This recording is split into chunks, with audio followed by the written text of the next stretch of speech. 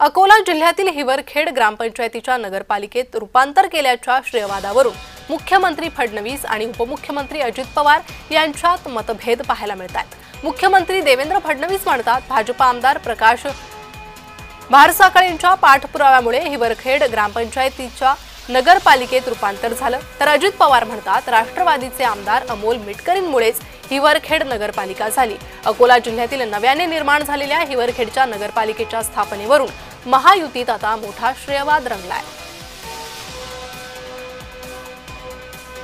हिवरखेडची जी काही ग्रामपंचायत आहे तिला नगर परिषदेमध्ये परिवर्तित करा अशा प्रकारची मागणी होती। मध्यंतरीच्या काळामध्ये 2021 साली तिला नगर पंचायतीत परिवर्तित करण्याचा निर्णय झाला, पण हिवरखेड वासियांना तो मंजूर नव्हता।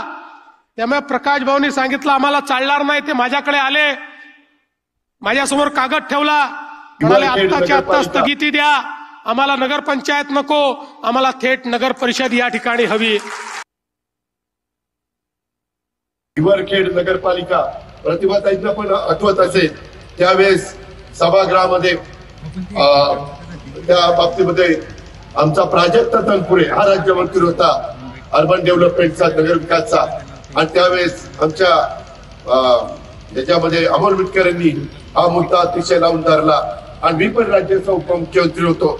मी त्याच्यामध्ये सर्वतोपरी सहकार्य केलं आणि प्राजक्तला पण सांगितलं की आपल्याला हिवरखेड नगरपालिका करायची आहे।